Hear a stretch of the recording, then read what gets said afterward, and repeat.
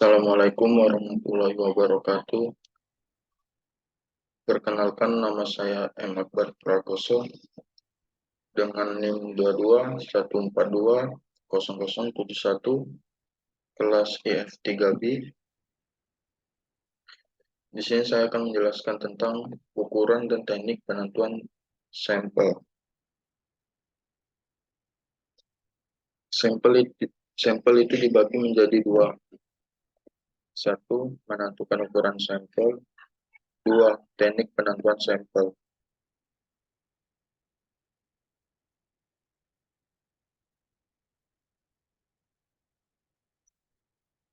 Satu, menentukan ukuran sampel. Besaran ukuran sampel sangat tergantung pada besaran tingkat ketelitian dan tingkat keyakinan yang harus diinginkan peneliti. Sampel yang diambil harus mampu mewakili populasi secara keseluruhan. Semakin besar ukuran sampel, di mana ukuran sampel mendekati ukuran populasi, maka semakin baik hasil penelitian yang diperoleh dan akan semakin kecil kemungkinan terjadi kesalahan generalisasi.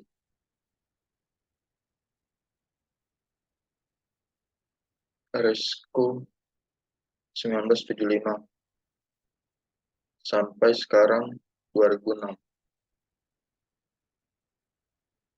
Ukuran sampel lebih dari 30 dan kurang dari 500 adalah tepat untuk kebanyakan penelitian. Jika sampel dipecah ke dalam subsampel atau pria, wanita, junior atau senior, dan sebagainya, ukuran sampel minimum 30 untuk tiap kategori adalah tepat.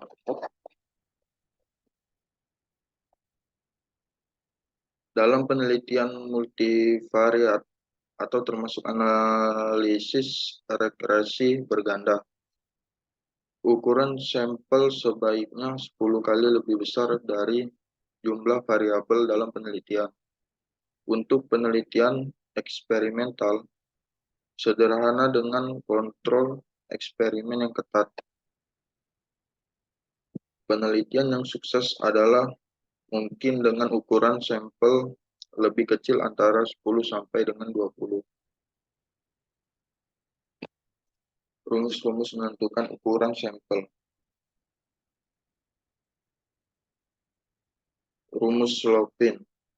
Baiklah, di sini ada gambar dan akan saya jelaskan. N sama dengan N per 1 plus NE pangkat 2. Keterangan. N sama dengan jumlah populasi. N sama dengan jumlah sampel minimal. E sama dengan error margin. Atau biasanya nilainya 5% atau 0,05. Contoh soal. Dari kasus 1, diketahui jumlah populasi 300 orang, berapa besar sampel yang bisa kita ambil? Diketahui N sama dengan 300, sedangkan E sama dengan 0,05. Baiklah, saya akan jelaskan gambarnya. N sama dengan 300 per 1 plus 300 dikali 0,05 pangkat 2 sama dengan 300 per 1,75. Hasilnya adalah 171. Dari kasus kedua, diketahui N sama dengan 100 dan error marginnya 0,05. Berapakah N tersebut? N sama dengan 100 per 1 plus 100 dikali buka kurung 0,05 tutup kurung pangkat 2 sama dengan 100 per 1,25 menghasilkan 80. Contoh tabel Cohen, Manion, dan Morrison. Tabel Cohen, Manion, dan Morrison merinci ukuran sampel berdasarkan pada tingkat keyakinan.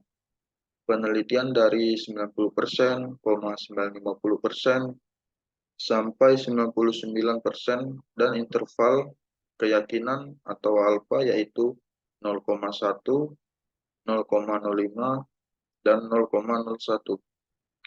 Cara menggunakan tabel ini sangat mudah. Misalkan jumlah populasi N sama dengan 1400 dengan tingkat keyakinan 99% dan alfa sama dengan 0,01. Maka ukuran sampel yang akan diambil adalah N sama dengan 596. Semakin tinggi keyakinan, maka semakin besar ukuran sampel yang harus diambil. Baiklah, ini ada sedikit tabel populasi dari 30 sampai 1000 dan lain sebagainya. Baiklah, kita akan lanjut. 2. Teknik penentuan sampel.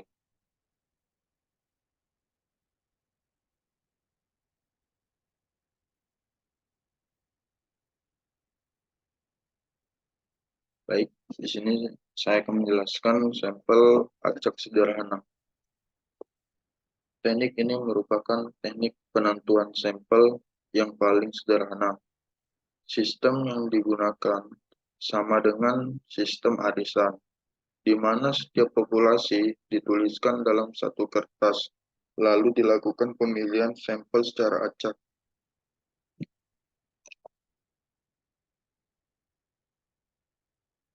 Misalkan kita memiliki jumlah populasi N sama dengan 100, kita telah menentukan jumlah sampel dengan rumus Slopin pada kasus 2 diperoleh N sama dengan 80.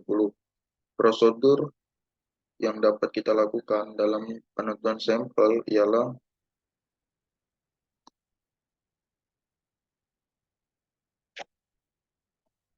dengan cara sampel acak sistematis.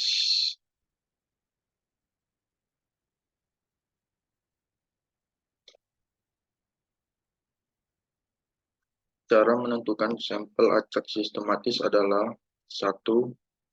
Beri penomoran untuk masing-masing populasi dan tentukan ukuran sampel. 2. Tentukan skala K, N, K sama dengan N, keterangan K sama dengan skala, N sama dengan jumlah populasi, dan N sama dengan ukuran sampel. 3. Menentukan sampel pertama secara acak, lalu sampel selanjutnya adalah posisi sampel pertama ditambah nilai K.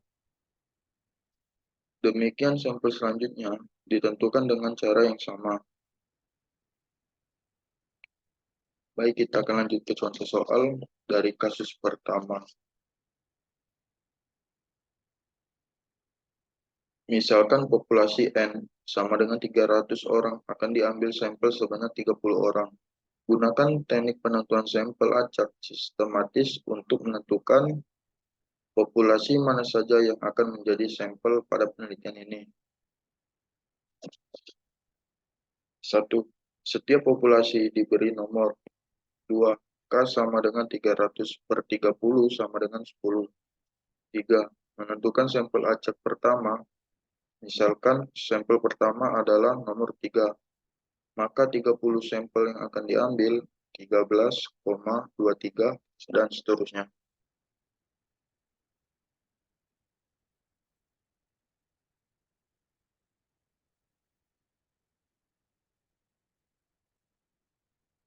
Baik, kita akan lanjut ke sampel acak sistematis dengan tabel acak. Langkah pada penentuan sampel acak sistematis dengan tabel acak adalah: A. Beri nomor semua populasi yang ada dan tentukan ukuran sampel. B. Sampel terpilih adalah C sama dengan A dikurang K buka kurung N tutup kurung, di mana A sama dengan angka acak, sedangkan C sama dengan terpilih, dan K sama dengan 0,1, 2, dan lain-lain sebagainya. Contoh soal Kasus pertama, misalkan populasi N sama dengan 50 orang, akan diambil sampel sebanyak 50 orang. Akan diambil sampel sebanyak 5 orang.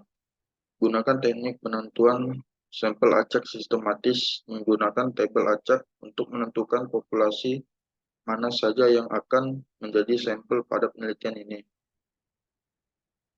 Setiap populasi diberi nomor pilih nilai acak, yaitu 1 C1 sama dengan 5 dikurang 1 buka kurung 50 sama dengan 4. C2 sama dengan 15 dikurang 0 buka kurung 50 menghasilkan 15. C3 sama dengan 85 per 1 buka kurung 50 menghasilkan 35. C4 sama dengan 61 dikurang 1 buka kurung 50 sama dengan 11. Sedangkan C5 sama dengan 0,5 dikurang 0 buka kurung 50 sama dengan 5. Sedikit. Saya akan lanjut. Sampel acak berkelompok.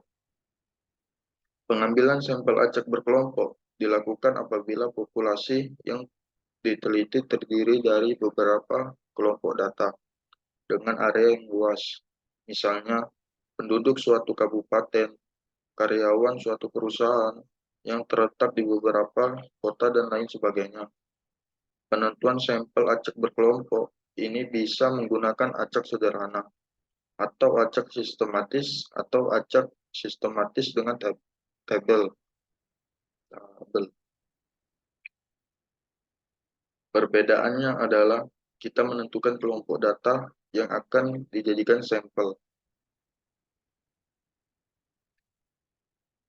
Baik, kita akan lanjut ke contoh soal yang berikutnya. Di sini ada gambar yang saya akan jelaskan. N sama dengan 2723 per 1 plus 1 ditambah 2723 dikali buka kurung 0,05 tutup kurung pangkat 2 sama dengan 379.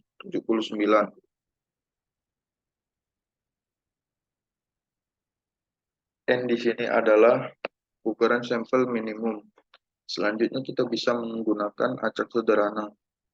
Langkah yang bisa dilakukan adalah siapkan 12 kertas kecil dan tulis bilangan dari 1 sampai 12. Pilih secara acak, misalkan terpilih sampel kelurahan B yang berjumlah 128. Pilih lagi secara acak, misalkan terpilih kelurahan D yang berjumlah 213. Jumlah sampel yang ada sebanyak 341. Artinya, masih banyak kurang dari jumlah sampel yang diinginkan. Kita pilih lagi secara acak, misalkan terpilih kelurahan A yang berjumlah 234. Bila jumlah keseluruhan sampel pada ketiga kelompok. Data ini telah melebihi ukuran sampel minimum. Maka kelompok yang dijadikan sampel adalah kelurahan B, kelurahan D, dan kelurahan H. Di sini ada sedikit tabel.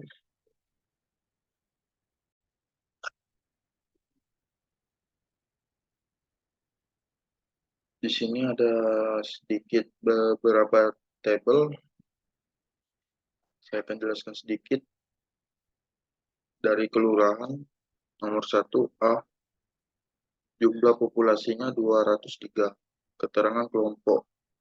Sampai kelurahan L, jumlah populasinya 344, sedangkan keterangan kelompoknya 12. Jumlah keseluruhan yaitu 2.723. Baiklah, di sini saya akan melanjutkan sampel berstratifikasi. Berstratifikasi artinya bertingkat. Pada penentuan sampel berstratifikasi, jumlah sampel yang diambil adalah, baik, saya akan lanjutkan. Berstratifikasi artinya bertingkat. Pada penentuan sampel berstratifikasi, jumlah sampel yang diambil dalam setiap kelompok data akan bertingkat berdasarkan pada jumlah populasi pada kelompok tersebut. Contoh soal, misalkan responden adalah mahasiswa Fakultas Ilmu Komputer yang terdiri dari satu mahasiswa Sistem Informasi sama dengan 1.200. Mahasiswa Teknik Informatika sama dengan 900. 3. Mahasiswa Manajemen Informatika sama dengan 400. Mahasiswa Komputer Akuntansi sama dengan 300. Mahasiswa Teknik Komputer sama dengan 200. Maka jumlah populasi keseluruhan adalah N sama dengan 1.200 ditambah 900 ditambah 400 ditambah 300 ditambah 200. Itu menghasilkan 3.000. Tentukan sampel menggunakan rumus Lovin. 3.000 N sama dengan 3.531 ditambah 3.000 dikali 0,052. Selanjutnya kita buat perbandingan untuk masing-masing kelompok populasi, yakni 1.200 dibagi 900 dibagi 400 dibagi 300 dibagi 200. Lalu sederhanakan untuk mempermudah proses perhitungan.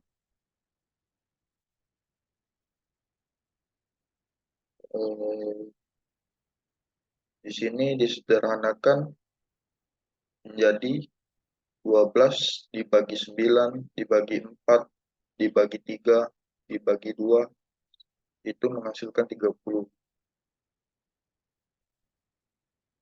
Baik, contoh soal berikutnya. Menentukan jumlah sampel masing-masing kelompok data. 1. Sampel mahasiswa S1 sama dengan 12/30 dikali 353 sama dengan 141. 2. Sampel mahasiswa TI sama dengan 9/30 dikali 353 sama dengan 106. 3. Sampel mahasiswa MI sama dengan 4/30 dikali 353 sama dengan 47. 4. Sampel mahasiswa KA sama dengan 3/30 dikali 353 sama dengan 35. Dan yang terakhir, sampel mahasiswa TK sama dengan 2/30 dikali 353 sama dengan 24. Jumlah sampel yang diambil pada masing-masing kelompok data tidak sama, namun berstrata atau bertingkat, tergantung pada besaran jumlah populasi pada kelompok tersebut. Semakin banyak jumlah populasi pada suatu kelompok, maka semakin banyak jumlah sampel yang akan diambil pada kelompok tersebut. Anda perhatikan pada contoh di atas. Jumlah sampel yang diambil untuk mahasiswa Sistem Informasi atau SI adalah 141, merupakan jumlah sampel terbanyak karena jumlah populasi mahasiswa Sistem Informasi atau SI juga merupakan jumlah populasi terbanyak. Sampel snowball. Di sini saya akan menjelaskan sedikit dari sampel snowball, yang merupakan teknik Penentuan sampel yang mula-mula jumlahnya kecil, kemudian membesar ibarat bola salju yang menggelinding. Kapan kita menggunakan snowball ini? Ketika populasi tersebar dan tidak diketahui secara pasti keberadaannya. Misalkan, populasinya adalah alumni Universitas X, maka kita bisa mengambil sampel dari alumni yang telah diketahui lalu menanyakan alumni berikutnya pada alumni tersebut sehingga lama-kelamaan kita dapat memperoleh banyak data alumni.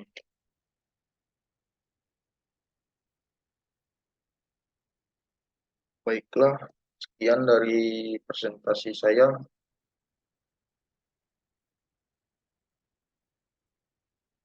Terima kasih. Assalamualaikum warahmatullahi wabarakatuh.